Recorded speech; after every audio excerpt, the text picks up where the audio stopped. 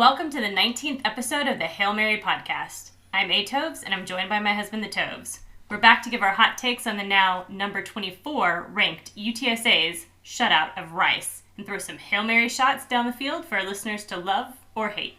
Let's get started. It was a historic homecoming at the Dome. The defense wasn't satisfied with the way they played against Western Kentucky last week, and it appears they took out their frustrations on Rice with an absolutely dominant performance. Trevor Harmonson and Corey Mayfield Jr. came up with a pair of interceptions returned for touchdowns as the defense held Rice to a program record 102 yards as they imposed their will on Rice. The offense added 2 touchdown receptions by Josh Cephas, a rushing touchdown from both Frank Harris and B.J. Daniels, and a 30-yard field goal in the 45-0 beatdown. UTSA now has their second shutout, the first over an FBS opponent, and achieves 7-0 for the first time in program history. Overall, what were your thoughts in the game? This wasn't fair.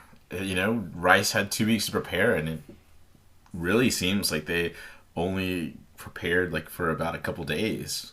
And you can go back and look at how Rice played, and I think they were just overwhelmed by what the UTSA defense and offense had in terms of overall speed and strength. I mean, it just seemed like they couldn't get anything going because of just how dominant both sides of the ball were. I think defensively, you hit it on the head in your recap. It was like they came off this, obviously probably disappointing to them in terms of giving up so many yards, and then come back and set the record in terms of, fewest yards allowed. It is probably, the most opposite 2 games for the defense that you could see. From Western Kentucky giving up the most yards they've allowed to Rice, the fewest yards. And, we thought that this would only happen against FBS opponents. I mean, Lamar just seemed like we set this mark and we'll never see it again. But we didn't really care about it at the time. It was like, okay, whatever, as long as we keep winning. And now we got this win that, at times also felt kind of meh, I guess, because, it just didn't seem like there was any, because there was no fight from Rice, It just seems like UTSA was just kind of scrimmaging out there, and I didn't think it really gave a chance for those new to the UTSA program to really see what this team really can be capable of. I think they saw some great play.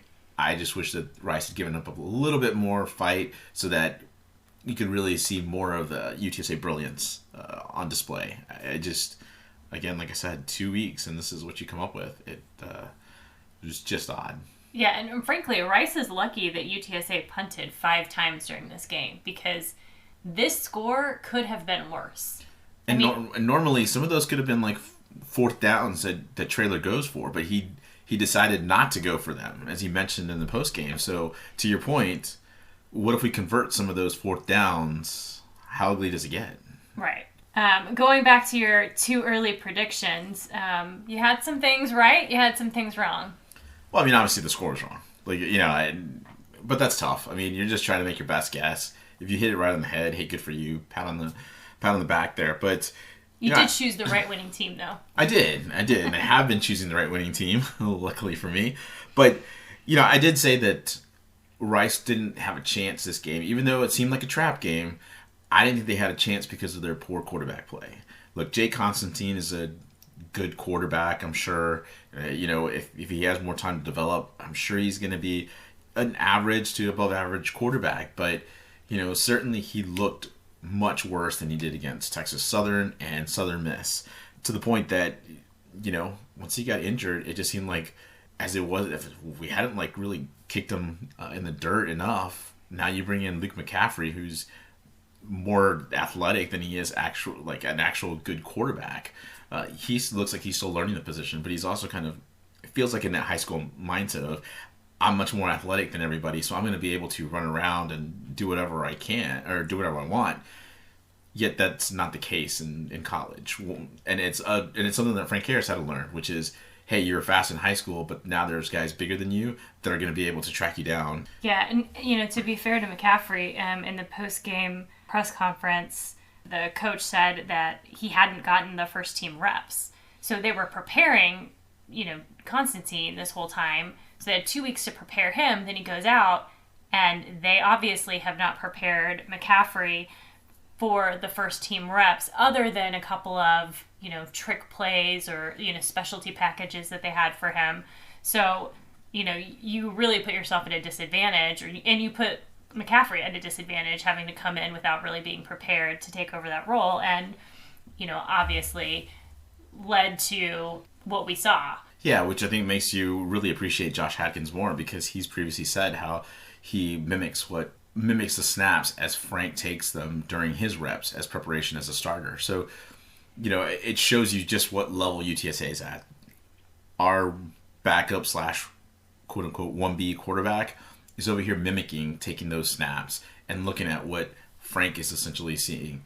And to be honest with you, Luke McCaffrey had been either starting or playing in all of the previous games. So it's not like he didn't have any game experience, so they could have dialed probably some plays up from, those previous games to at least get him comfortable. So it really comes down to the fact that, and I hate to say this about Mike Bloomgren because I really respected him as a coach. I thought he would be really good at Rice. But it's a lot of not being prepared, and that seems weird from an intellectual brutality culture, yes, right? it was bizarre to me. I didn't understand it.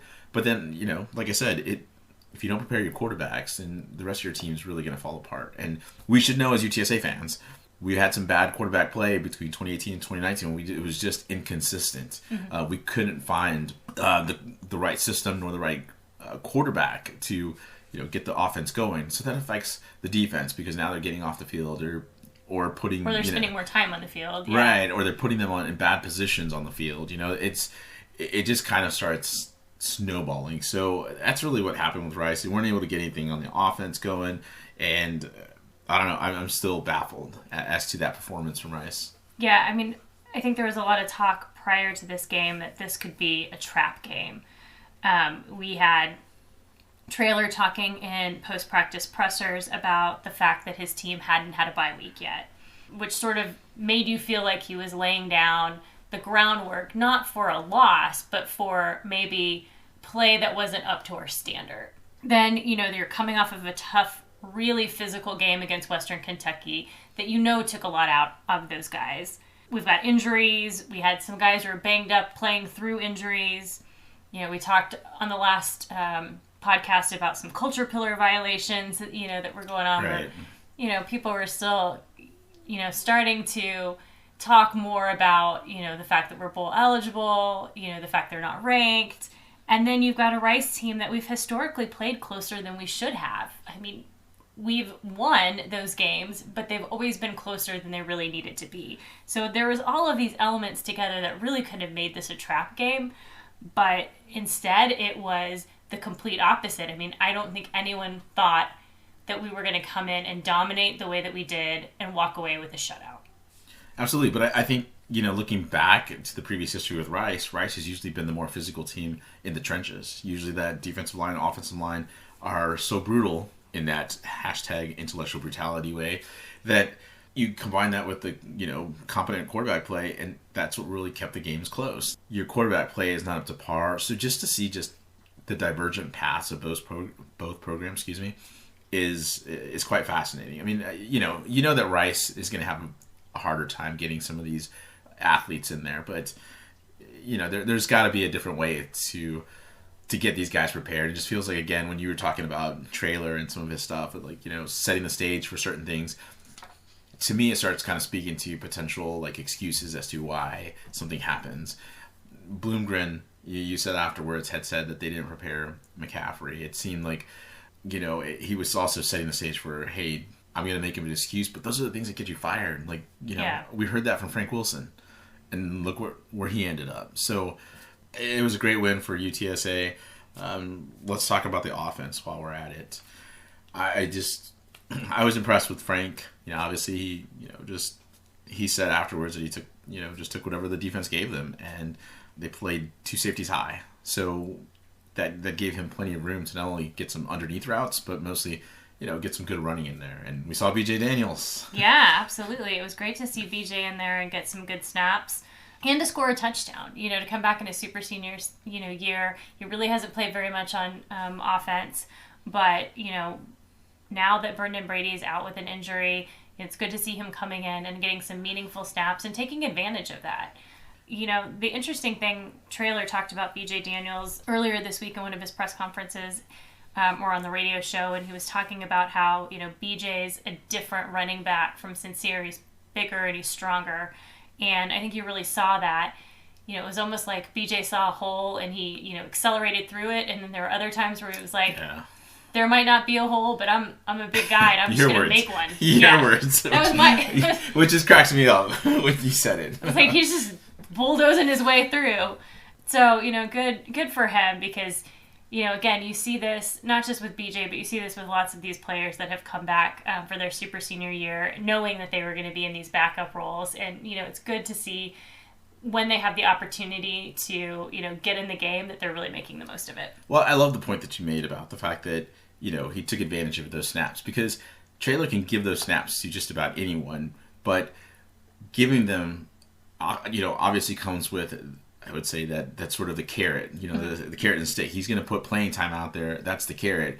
You've got to try to go get it, but you make use of that. If you make use of it, you're going to continue to get playing time. So I hope that we see BJ kind of continue to get some more snaps because I think he's kind of added something a little different to the look of the offense. Yeah, it's a little bit of a change of pace. Yeah, and I think, obviously, like you said, he came back for a reason. It's something special. This team is completely different than past teams, and just looking forward to seeing what potentially he can do. But let's talk about the receivers because we actually had Zakari play, which I was surprised because he had been injured. They had a quiet day, but if given the opportunity, it felt like any of the three could have totally gone off on this Rice defense. That said, on the first drive, Josh Cephas fumbles.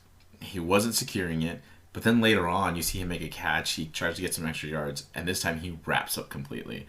So obviously learned while he was on the sideline, probably got chewed out for it, but there's a reason for it because, you've got to make plays, but then you don't try to make so many plays or try to stay inbounds so much that you cause a turnover, and that's not what you need. Yeah, and I think, going back to that fumble, this again demonstrates the growth of UTSA. In the past, if that happened, Josh fumbles the ball and Rice recovers and then potentially scores off of that play. But because the offense is just really so dialed in, Josh, fumbles that ball and Zakari is right there on top of it to recover. So, he got bailed out by Zakari, but I think that really just kind of goes back to how dialed in they are because you saw the same thing happen, not exactly the same play, but Frank, had the forced fumble and Zakari recovered the ball, last game. So you see these plays over and over again, and it just really shows the maturity of the team. You talk about Frank Harris, and he has I'm going to say it this way, ho-hum, 12 for 19, 125 yards and 2 touchdowns. He rushed it 5 times for 47 yards and a score.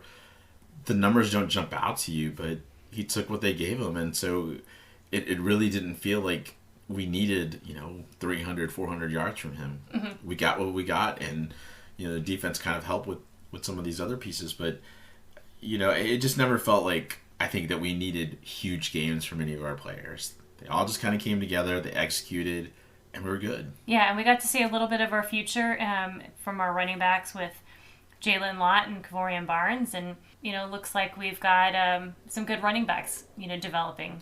Though what I like about it, and I think you mentioned it before we recorded this podcast, was Jalen Lott, I think, fumbled the ball. Right. And we didn't see him again. Barnes came in. So it was like, again, kind of like I was talking about with BJ. We're going to give you playing time, and you have to make the most of it. But if you make a ton of mistakes, we're taking you off, and we're bringing someone else in that'll not turn the ball over, essentially. So let's talk about that defense, because, wow, dominant. Clarence Hicks, I don't know how much more we can talk about him and gush about him, but, he caused the interception that Constantine threw, and, Harmonson picks it out of the air and takes it for a touchdown. They just look like there's, maybe others think the same way, but it feels like at times that they just look like they have 12 or 13 defenders out there. It's only 11. It really is only 11, everybody. But it feels like there's 12 or 13 guys out there. And it just speaks to the strength and speed of this team. They just, Rice was running up the middle at one point, and they were gashing us. And they just, for whatever reason, they decided to do an end around. You don't do that against UTSA, especially the way that Rice was dominating. Like, why would you don't have the team speed. Why are you going to try to stretch the field against UTSA. It's just not going to work for you. So it was little things like that, and that UTSA was able to really take advantage of. That shows you again a big difference between UTSA and now what's looking like a cellar dweller in Rice. It's the situational awareness that I've talked about. The situational execution. It's just not there for Rice. Yeah, and we had players starting for the first time in this game. You had Prox and Feaster with their first start. You had Brown with his first start. So, again, these are not necessarily all of our experienced starters this game that are playing, and yet you still see this level of dominance. And then, they bring in second string, third string, and you never see the drop off. No, and that's what makes this season so special. Javi from birdsup.com or Rivals, sent out a tweet saying these special seasons sometimes they don't come around very often. You have to enjoy them. So, we really have to look at what this defense did. We have to see this big win for, what it was, which was incredible. A shutout against an FBS opponent, complete domination. This season is quite special. So we really need to soak it in because I don't know that this is going to repeat itself. Right. Obviously, we don't have a crystal ball, but still, I don't know that it's going to be there. And I think it's quite epitomized by the fact that we had the Rice Center's family sitting right behind us during the game, and he mentioned just at one point, I knew that UTSA was good, but it wasn't until I saw them in person that I saw just how good and how fast they are. And I think more than anything, that describes our defense, just in a nutshell. They, again, to just reiterate one more time, they get gashed by Western Kentucky, and then they come back and just absolutely manhandle what should be a physical Rice offense. It's amazing. Yeah. And, Traylor said in his press conference that he felt like this was the most complete game. And again, when you look at special teams, they played well. We had great offense play. We had absolutely stellar defensive play. And then, special teams, you had a really good job on the kick return coverage. They tried to return several of the kickoffs from Duplessis, and they didn't make it very far. We did have, a bit of a problem on our punt return again with sticks, but we got the opportunity to see Cade Stover come in and see what the future of our punt returning may be, and Stover came in and handled it like a champ. He did, and I was just it looked like we had our backup and sticks out there, and then brought in our starter in Stover, because he fielded it just so nonchalantly. It was just like he's done it like a million times, so that was really cool to see. But again, like you said, all three phases just working really well. Yeah, and this game, again, kind of follows some of the similar patterns we're seeing this season in terms of UTSA really playing clean games. I mean, we only had 3 penalties for 35 yards. And one of them really was a kind of stupid mental penalty from Mayfield where he, pushed the guy or hit the guy out of bounds late. But for the most part, it was a really clean game, and that's been another, thing that we've seen this season. Yeah, it's also good and speaks to the fact that, you got a mature team. And we have so many upperclassmen that helps. But even so, you're not really seeing a ton of penalties from the young guys, even when they're in. So you can tell that the coaching is really at a different level. The other big thing that happened this weekend is UTSA finally got ranked. Not only are we 25th in the coaches poll, we're 24th in the AP and 24th in the ESPN Power Rankings. So lots of discussion had been happening over the last couple of weeks about, would this come to fruition? Would it not? Are you surprised that we got ranked? Yes. But I think it's because obviously we didn't know that there was going to be so much chaos at the bottom of the polls. You had several teams near the bottom of the polls that lost over the weekend. So that kind of became this perfect storm for UTSA to get some extra votes. Plus, you've had all this publicity from, I think it's ESPN. I want to say it's Matt Berry, who's on college football. I think it's College Football Scoreboard. It's the final one. So at the end of the day, they had replays of the UTSA win, and he's been a proponent. Reese Davis has also been a big proponent of the team. We know that Scott Van Pelt has been a proponent. There's all these people from ESPN that like the UTSA story. Why wouldn't you? 11 years in, and here you are. Like, you're now going to your 3rd bowl ever. You're undefeated. it's such a great story that, people are really catching on to it, and they really love that Meep Meep, Yeah. which is catching on. Split Zone Duo, which is a really great podcast.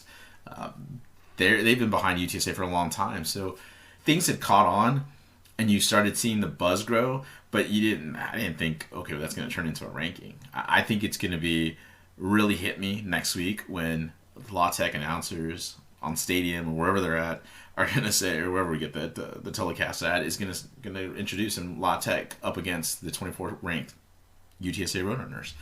That's when I think it'll really hit me, because when you look at top 25 scores, your UTSA Roadrunners will be there. Yeah, absolutely. And, this week we had one of our largest crowds since the Army game in 2019. We had 27,515 people in the Alamo Dome.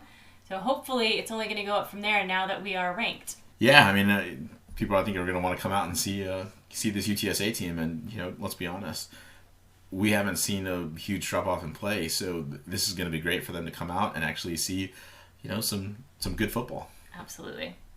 All right, so what did we learn from the game? Well, we started to talk about this earlier, but I think the biggest thing we learned is that the team is focused and they're dialed in a way that we didn't anticipate, even though there are a lot of outside factors going on. And even though the coach says they're not focused on those outside factors, we know for a fact that they're talking about it. I mean, they're young. So, Yeah. When we were their age, we would get flustered and get caught up in all this stuff anyway too. So we Right. get it. I mean, in the post-game presser, they ask each of the players, what do you think about the rankings, about being bowl eligible? And they all said the right things, we're taking it a day at a time, we're focused on the controllables. But then, you look at Twitter and Sincere's rank us now, immediately after the game. And so, they're saying the right thing, but then, again, these are kids, they're young men that are very dialed into social media. So they're not completely oblivious to what is going on, but they're doing a really good job with all of those factors, with them being on social media and still being focused on what is really going on and what is really important, which is you got to keep winning, because now that you're ranked, the target on your back is immensely bigger than it was before. Absolutely. I mean, at the beginning of the year, the target was probably just about the size of your hand, and I think it just keeps bigger as they've gone undefeated. Add the ranking to it, and now every CUSA team left is going to be the one that wants to say, we knocked off UTSA. We beat, we Right. ended your undefeated season, and oh, hey, by the way, you're ranked. Ha, we knocked you out. Right. Absolutely. Another thing that we learned in the post-game presser was that Traylor had wanted to play Lowell in this game. He wanted him to come in and take a, victory snap. This game was exactly a year ago from when Lowell got injured in the Army game. Which is crazy to think about, by the way. I know. Apparently he's still, not fully recovered. He's had to go through, recovering from this injury and then going through the loss of his mother, which, now he's lost both of his parents, which losing one parent at the age that Lowell is traumatic enough, but to have lost both of your parents, I can't even imagine, what that's like. Yeah. So Traylor really wanted to have him come in and to take that snap, but they are trying to get a medical red shirt for Lowell so that he can come back an extra year. So if they would have done that, that would have, ruined his opportunity to get that medical red shirt. So now we know we're not going to see Lowell this year unless, the world absolutely fell apart, which it doesn't look like that's going to happen. Which everybody knock on wood. Yeah, absolutely. And, I guess the only question I have is, with Lowell planning to get this medical red shirt, does that mean he has a medical red shirt year plus a COVID year? Does that give him 2 years of eligibility? I'm not really sure, but, we're definitely going to see Lowell in the future. Which is good for us in terms of continuity, because, if Frank were to choose to leave after this year, if he feels like, he accomplishes everything that he wants and he decides to move on, we still have the opportunity to have a quarterback who has seen starting time. Hopefully Lowell is on the same trajectory next year that he was before he got injured. And knowing that you've got Eddie Lee, in the back developing, we definitely will have some continuity. You won't see really a drop-off at quarterback play if Frank should choose to leave, or if Frank and Josh should choose to leave next year. And then, the only other thing I was going to say was there's been a lot of talk about Traylor, the potential of him leaving, and his contract and so forth. And, one of the things that I feel like Dr. Campos did that's really smart is the way that she structured his compensation with all of these incentives. So while he doesn't really have a large base salary, he does have a lot of incentives that he gets. He gets $200,000 just for doing all of these, agreed upon media, which is why you see him out, doing press conferences and different media appearances and commercials in a way that we wouldn't have seen previous coaches. So he gets $200,000 from that, and then he's also earned, at this point, $225,000 in incentive bonuses. He got $100,000 for getting to 7 wins. He got $25,000 for the Illinois win, and then he has another $100,000 coming for the inevitable bowl appearance. But realistically, based on his contract, that $225,000 in incentives could go up to as much as $700,000. If the team were to get to 9 wins, which it looks very likely that would happen, Traylor would get $250,000. Again, he's got the $25,000 for the Illinois, $100,000 for going to the bowl. He gets another $25,000 if we win the bowl. He gets $100,000 if we make it to the USA or Conference USA championship game. He gets another $25,000 if we win it. He gets $25,000 if he gets to be Conference USA Coach of the Year, and if he wins that championship, there's a very good likelihood that he's going to get that. If the ticket sales get to $2 million, he'd get another $150,000. So really, Traylor could make a lot of money this year, both in his media and his performance incentives on top of his base salary, and it would definitely be well-deserved if he, were to get most or all of those bonuses.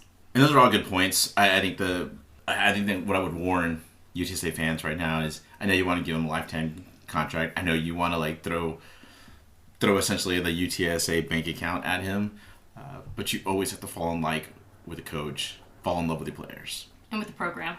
Right. Traylor is doing all this, and he's getting these incentives, but that doesn't mean that somebody can't come by and say, we'll give you more guaranteed money, and not have to be, you don't have to be incentivized to do this. But I think from a G5 level, this is what you have to do. In order to find success, in order to get the publicity, in order to get people in the dome, in order to get all this hoopla back to Roadrunner Nation, you're going to have to incentivize the coaches to go out there and to do publicity, to figure out how to get wins. And he's doing this all because he's got some really good players, and he's been able to organize the team. So a lot of good things from him, but just we got to be careful when thinking about this, guaranteeing more of his contract, because if you do that, you de-incentivize at a point when we've talked about before, season 3 is always the iffy one. Right. So just something to think about there. All right, let's talk players of the game. As always, we'll start out with our bootleg honorable mention. We'll start on the offensive side first. I'm going Josh Cephas. He had a 72.6 PFF grade. Honestly, I think the easiest way to put this is it just felt like another game for him. We've got such a talented wide receiver trio. It just felt like he just went out there, caught a few passes, made a few plays, and took off his shoulder pads and just rested the rest of the game. I mean, it just felt so natural for him just to have this type of game. And what I think was much more interesting about this is that second touchdown pass that he caught from Frank, which was in the back of the corner of the end zone, and it was his hand control. It was a good pass from Frank, but what made it look even better was the control that Josh had, and to catch it with his hands, not his body, which is usually a receiver issue, because receivers usually try to catch the ball with their bodies, and so that usually causes a lot of incompletions because it bounces right off their chest, right? Mm-hmm. Not Josh. Caught it with his hands, brought it into his body, kept one leg down, slid, and maintained control the entire time. Absolutely, absolutely fantastic. Again, great pass from Frank, but wow, Josh just epitomizes why it's so difficult for any of these other wide receivers that we have on the team to actually get playing time, because Josh and Zakari and even JAT are just so good. They really are the 3 best wide receivers, I would say, that we've ever had in UTSA history. Yep. And it's not even close. It really is. Like, if you had a Mount Rushmore, it's those 3, and then everybody else is just hoping to one day see that peak. That said, the player of the game for me is Frank Harris. He had a 91 PFF grade, which is an elite level. When I said, talking about the offense, I talked about how he said he just took what the defense gave him. And that's honestly all we're really looking for with Frank.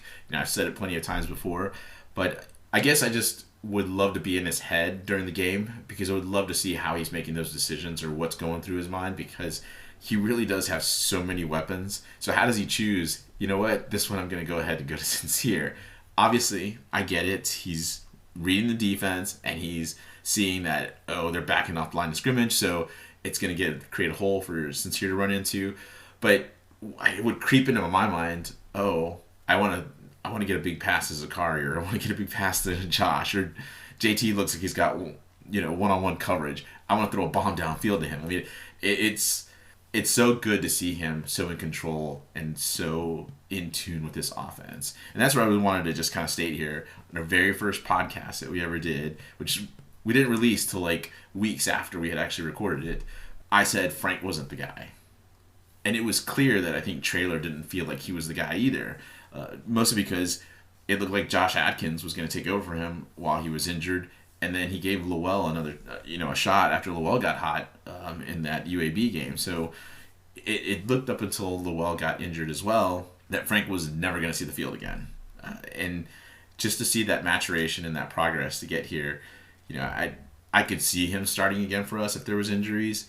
I just didn't think that we would have this level of play.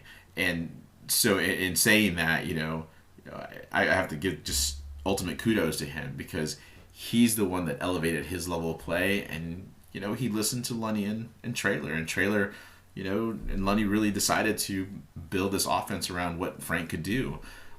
There's still obviously at times holes. We know that he's not the perfect one, but there's not really a perfect quarterback. Exactly, but he's perfect for what we need on this offense. And so kudos, Frank, not only for players of the game, but for proving me wrong in particular.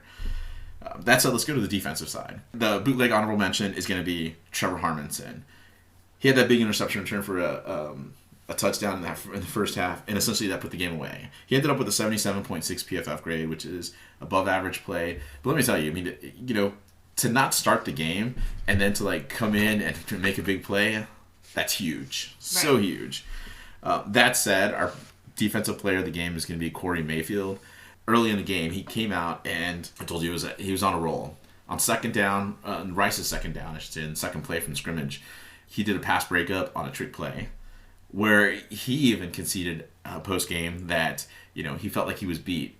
But he had the speed, I would say the know-how to get back into that and not allow the receiver to draw a pass interference as well. He did a great job of playing the ball as opposed to playing the receiver. And then on the very next play, he does a shoestring tackle to keep Rice from getting a first down, because there was an opportunity for Rice to get that first down. And if you think, well, he's done for the game, he's kind of had this, impact. He opens essentially the fourth play that Rice has at the beginning of the second half. He gets a pick six, and he completely baited Luke McCaffrey into that throw. He was at the first down marker, and he saw that Luke McCaffrey was staring down his receiver, and he just took the ball there and took it back for a touchdown. It was quite incredible. He ends up with a 95.4 PFF grade. Corey Mayfield, aside from one bad penalty that he had, really played a great game. And I think we've talked about it before, where Tariq Woolen and Ken Robinson seem like the two best cornerbacks we have, but Corey Mayfield has really done a great job, and it looked like he was quite prepared for this game, and it showed. And just really happy for him this game. Okay, let's talk the ATO's breakout players. We've got one on offense, one on defense. Where do you want to start out first? Let's start with Kelechi. All right, we'll talk defense. Kelechi and Wachiku. Honestly, I thought he had an interception. It ended up getting reversed, but honestly, still good play. He was quite physical during the game. I saw him come in, and again, I think it's just the story of the season for him. You picked him, and it just seems like he's getting about 10, maybe more snaps this game. He just continues to make just an impact when he's in there. Yeah, I'd really like to go back and see the play that they used see the camera angle that they used to overturn that interception, because on ESPN, even the one replay where it looked a little bit sketchy, it didn't it seemed like he had possession of the ball. So I don't know. I feel like he got robbed with that interception, but just my opinion. I'm with you. I think he did too. So let's go to the offense. Your boy Oscar. Yeah, another stellar day for Oscar Cardenas. Had a 25-yard reception. It was a career long for him. It was a little weird, though, because he got hit, obviously tackled on that play, but it seemed like he kind of hobbled off a little bit. It was near the end of the first half, and to me, it got to the point where it was like, if he's kind of feeling something off, let's just hold him out the rest of the game. Sure. And it was just like that for all the starters, like we mentioned before. No reason to continue to keep them out there when you're just piling on to Rice at this point. Yeah, and too bad that BJ wasn't on my offensive list instead of my special teams, but, kudos to BJ for his offensive play this game. I did like, though, I want to mention, was just your look on your face when I said, oh, look, he scored the touchdown. Now he's got to go get his place in line on the line for the point after. Yeah, you just immediately switched from scoring my touchdown right to special teams. So kudos kind to of him. Funny, yeah. Kind of also just oh, that's right. He's also got multiple roles in this team. Yeah. Before we go, a couple of notes on Conference USA play before we get into our La Tech mini preview. I won't talk too much about the UTEP game because I know you're going to talk about that when it comes to La Tech, but they pulled off the upset against La Tech, if you can call it an upset, became bowl eligible for the first time in 7 years. They have a tough road ahead of them. They have FAU, UAB, and UTSA, but they have definite winnable games against North Texas and Rice, so it looks like it's shaping up to be a really good season for UTEP, and clearly Dimmel's job is safe for another year. I would say let's just wait. At least I want to wait until after FAU to see what UTEP looks like. Yeah. Once that game is done, no matter what the outcome is, I think we get a better idea of how good UTEP really is. I would just kind of give a little caution there. Yeah. Western Kentucky got their first conference win against ODU, so good for Western Kentucky being able to bounce back after their tough loss last week to UTSA. That's right. And then UAB shut out Southern Miss. I think we both talked about how just absolutely disappointing Southern Miss has been this year. Really expected them to look better than they have played. The interesting thing about the UAB game, as we start to look forward to them playing UTSA, is that they really had a ton of penalties in this game. Something that we'll kind of have to keep an eye on as we get to looking at them in the future. Just going real quick to Southern Miss, I think it would have helped to see them be a little more competitive because I think it would have helped the story for UTSA, but not really just UTSA, but for UAB or whoever in the Western Division, because it really seems like, I really shouldn't say it seems, it really is UTSA and UAB and everybody else. Right, absolutely. Yeah, so UAB had 9 penalties, 79 yards. The thing to watch out for UTSA fans will be how UAB plays against Marshall in the coming weeks, because really Marshall looks like the only team that's left on UAB's schedule outside of UTSA that can beat them. And it would certainly help our cause if they lost to Marshall. Absolutely. And speaking of Marshall real quick, they beat down North Texas 49-21. I mentioned the penalties with UAB, but North Texas were even worse. They had 17 penalties for 161 yards. That really just jumps out at the page at you. So North Texas really looks like they're just quitting on Luttrell at this point. Well, that was going to be my question to you was, what do you think? Have they quit? Is it over? Is it Seth Luttrell even still a coach by Halloween? I think he probably makes it through the end of the season, but that's about it. That's my guess. What a tough role. I mean, again, I think it would have been great to see North Texas still be a contender, to see Seth Luttrell still being successful. But I think the lesson here for North Texas is the same as UTSA had with Frank Wilson. Like, you got some early success, and it wasn't built on. It was there was a flirtation with other schools. In the case of Frank Wilson, that flirtation never materialized. With Seth Luttrell, it somewhat materialized, but then he decided not to make the jump, and it just felt like after that he lost coordinators. He lost that magic of that group. He also lost his quarterback, but for the most part, I think that magic that you have with that first coaching staff usually is what propels you into a better season. Absolutely. So you want to move on to our La Tech preview after watching the UTEP La Tech game after UTSA played?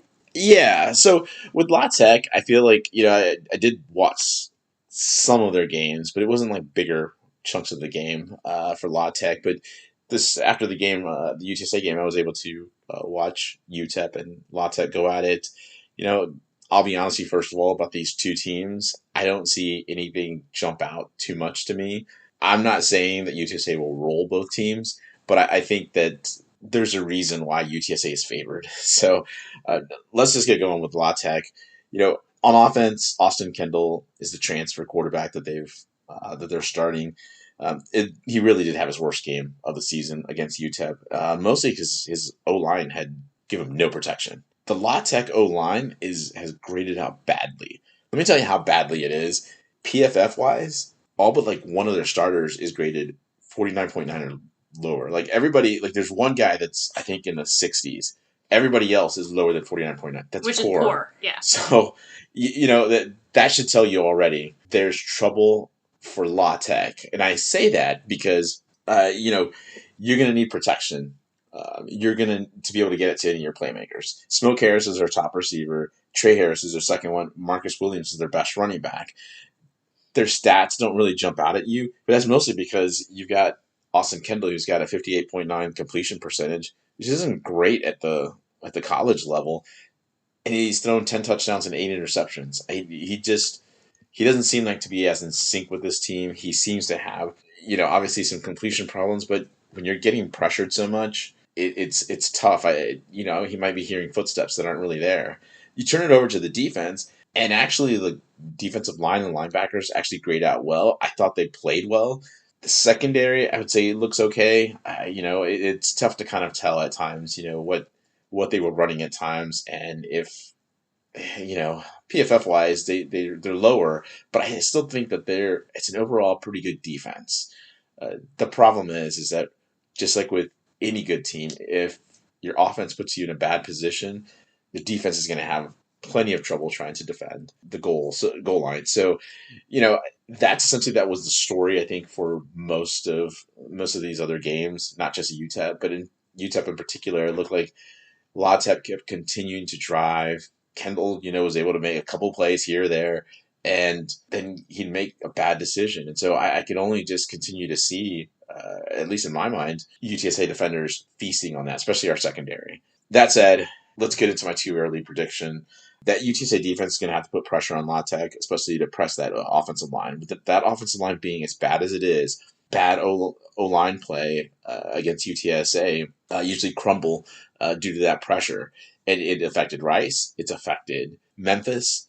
It's affected Western Kentucky as well. Western Kentucky got away with a few things, but for the most part, most of these lines haven't been able to play up to a good standard. And if you're really hitting it about 49.9 or less, Right. I mean, this La Tech quarterback play, Kendall's going to be the wild card because if he gets a little bit of time and is able to get these passes off, then I think it's going to be quite a tougher game for the UTSA defense. I think that UTSA offense is going to probably take the same approach that they did against Rice. Take what they give you.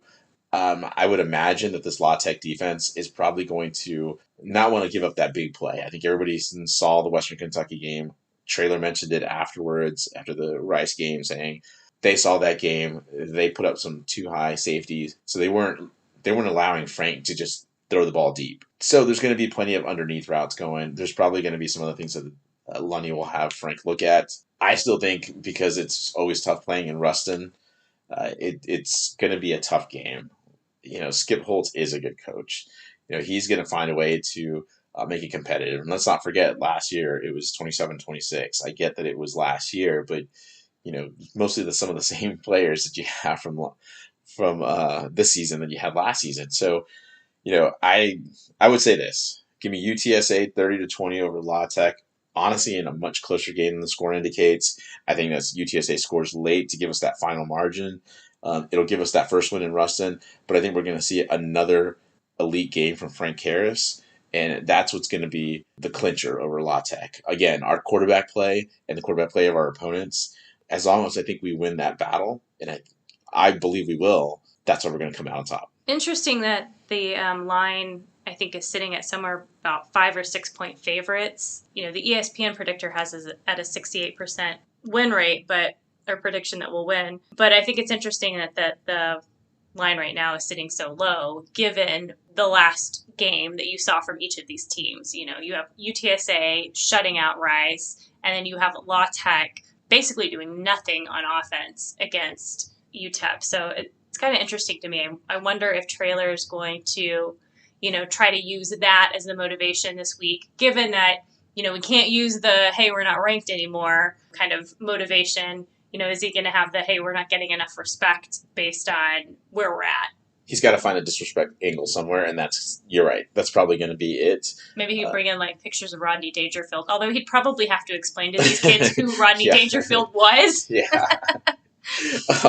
No, I think that's a really good view of it, but I think that because of the historical issues that UTSA has had, and I think just thinking back, I kind of joked with you and a couple other people on text that, you know, even if UTSA came out and had a Memphis type first quarter against La Tech for a prolonged period of time, longer than just the first quarter, we would still be in the game because that's just where the talent level is, and that's just where I think Frank's quarterback play is. So at this point, this team is hitting a top level, and you got to find the disrespect angle somewhere. So you're right; it's got to be that opening line from Vegas. Thanks for joining us in the Hail Mary podcast. I'm Toves. And I'm Toves. We'll be back next week to recap our game against La Tech. Birds up.